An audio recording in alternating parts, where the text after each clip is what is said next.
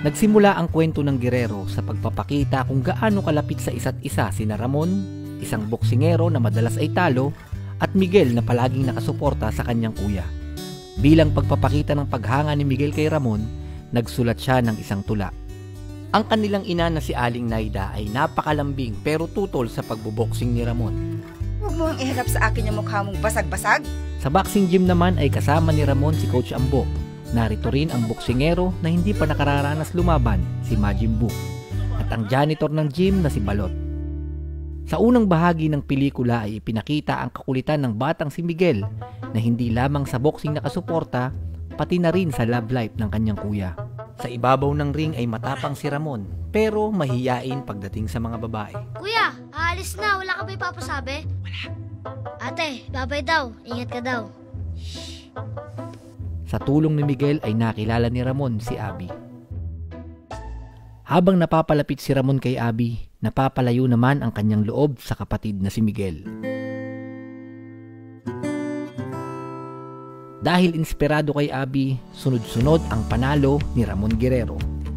Nabalitaan ito ng grupo ng boksingero na unang tinalo ni Ramon, si Batas.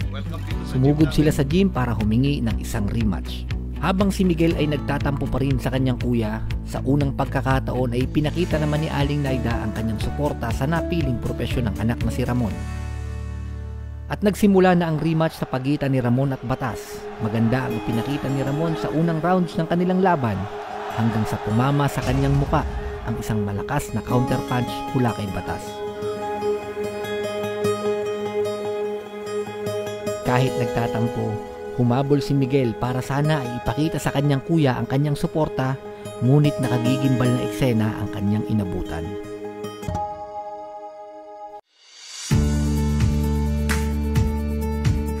Sa ikalawang bahagi ng pelikulang Guerrero, tuloy ang laban. Humikot ang kwento sa mga pangyayari sa buhay ni Miguel habang comatose ang kanyang kuya.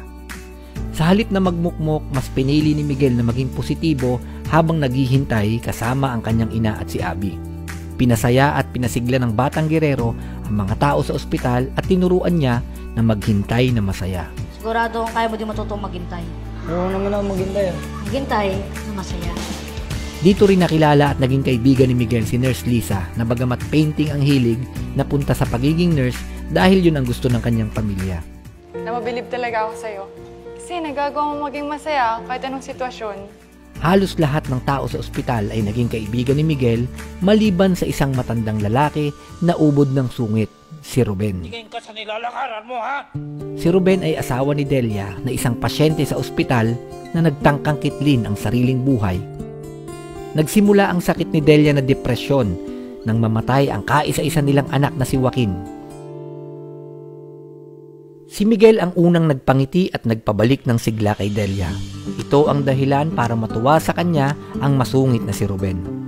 Mula noon ay unti-unti nang napalapit ang loob ni Ruben kay Miguel. Sa paglipas ng mga araw, unti-unti nang umaalis ang mga tao sa paligid ni Miguel. Dahil sa nangyari kay Ramon, napilitan si Mang Ambo na isara ang gym at pansamantalang umuwi muna sa kanilang probinsya. Si Balot ay nag-abroad, si Majin Buu ay lumipat ng ibang gym para ipagpatuloy ang pagboboxing, at si Abby naman ay pumunta sa ibang bansa para gawing hanap buhay ang pagtugtog at pagkanta. Si Lisa naman ay nagdesisyon ng umalis sa pagiging nurse para ipagpatuloy ang hilig niya sa pagpipinta. Sana, mangyari na yung matagal mong inihintay. Salamat natin, Lisa. Nang unti-unti nang gumagaling at bumabalik ang sigla ni Delia, pinayuhan sila ng doktor na maaari na silang umuwi. Pinaghalong saya at lungkot ang naramdaman ni Miguel. Halos si Miguel at ang kanyang ina na lamang ang naiwan sa ospital para bantayan at hintaying magising si Ramon. Dahil na rin sa pinagsama-samang puyat, pagod, lungkot at pag-aalala, bumagsak ang resistensya ni Aling Naida. Ito naging dahilan kaya't inatake siya sa puso na naging sanhi ng kanyang pagpanaw. Ang matapang at masayahing batang Guerrero ay nakaramdam ng matinding kalungkutan. Buti pa ibang tao, nagpaalam sila bago sila umalis. Pero kay nanay, iniwan na ako ng ganun-ganun lang. Kaya pwede ba, kuya? Kuya, gumising ka na! Dahil wala nang mag-aalaga kay Miguel, pansamantala siyang dinala sa isang bahay ampunan. Pero bago siya umalis, nag-iwan siya ng notebook sa ilalim ng una ng kanyang kuya. Dito niya isinulat ang tula para kay Ramon. Babalik ako. Sa bahay ampunan siya pinuntahan ng mag-asawang mag-aampon at mag-aalaga sa kanya. Mag-asawang si Ruben at Delia. Isinama nila si Miguel sa kanilang bahay sa malayong probinsya at nangako na tutulong sa pagpapagamot ng kanyang kuya. Sa isang mahabang biyahe papunta sa panibagong kabanata ng buhay ni Miguel, punong-puno siya ng pag-asa na darating din ang araw na magigising at muli niyang makakasama ang kanyang kuya. Pagdilat ng mata ni Ramon, nagsimula ang tila isang bangungot. Pagkalabas niya sa ospital, ang una niyang pinuntahan ay ang kanilang bahay, pero laking gulat niya dahil ibang tao na ang nakatira dito. Umalis ka na, tatawag ako ng pulis. Labas! Hindi alam ni Ramon kung saan siya pupunta hanggang sa nakita niya si Abby. May asawa at may anak na. Ano ba nangyayari? Ramon, naghintay ako. Sunod niyang pinuntahan ang gym kung saan siya nag-iensayo, ngunit isa na itong bodega. Dito niya nakita si coach at ipinaliwanag sa kanya na 5 taon na ang lumipas mula nang siya ay nakomatos. At ang pinakamasakit na nalaman ni Ramon, ang pinakamamahal niyang ina ay pumanaw na.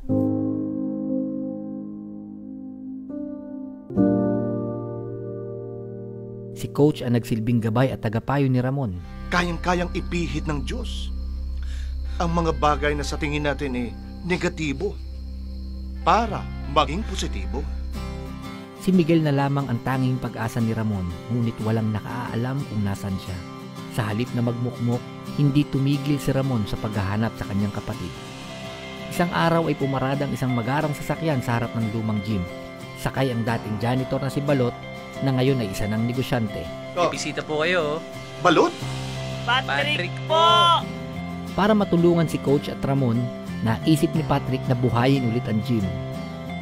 Nakatanggap sila ng imbitasyon para manood ng boxing match. Laking gulat nila nang makitang ang isa sa mga lalaban ay ang dati nilang kasama sa gym na si Majin Buu. Sa wakas ay naranasan na rin niyang lumaban. Nakita ni Ramon ang tula na isinulat ni Miguel para sa kanya. Dahil dito, bagamat hindi pa rin niya nakikita ang kapatid, unti-unti siyang nabubuhayan ng loob at nagkakaroon ng pag-asa. Natapos ang pelikula habang tumatakbo si Ramon sa isang mahabang daan na maaaring para sa atin ay hindi tiyak ang patutunguhan, ngunit ang paniniwala at pagtitiwala sa mga bagay na hindi nakikita ay isang katunayan ng pagiging tunay na giyerero.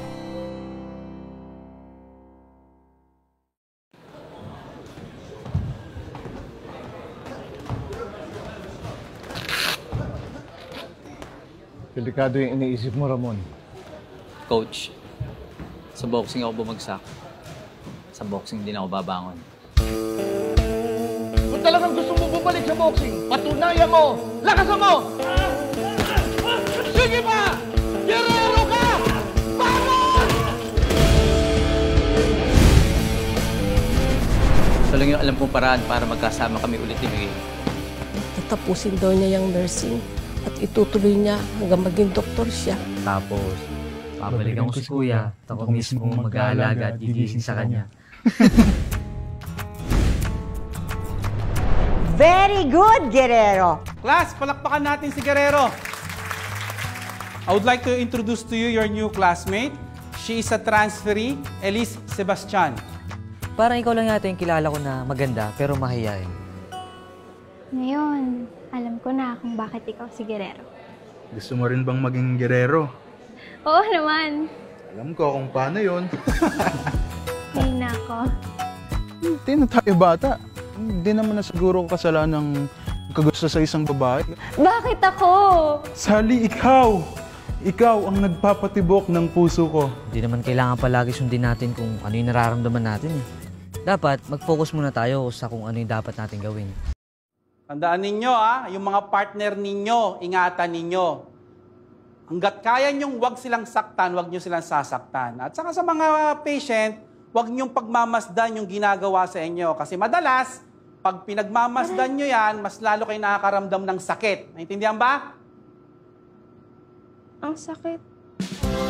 Mabait ka lang pala talaga. Malambing ka lang pala talaga. Lalo na sa iba. Mabait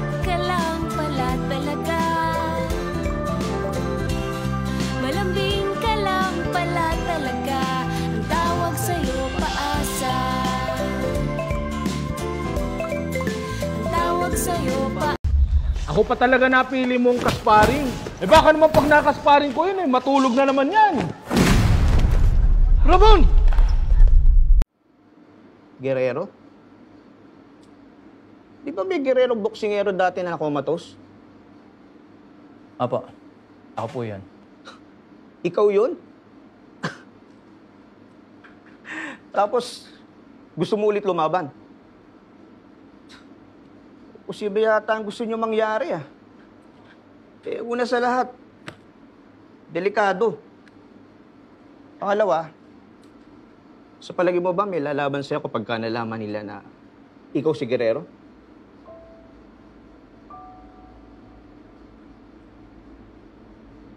Naging matulog ang salitang Guerrero dahil sa pagka-knockout mo. Eh, madalas na pinag-uusapan nila na ayaw nilang mag-Guerrero. Ibig sabihin, ayaw nilang ma-knockout.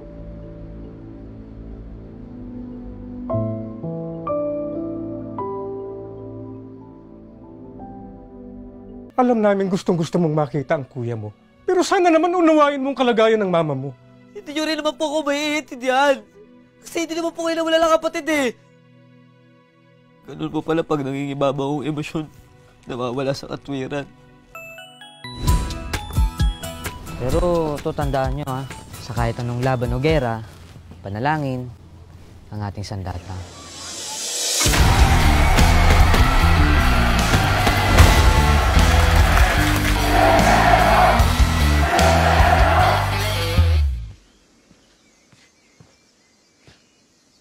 Pag sinabing Guerrero, lalaban hanggang dulo.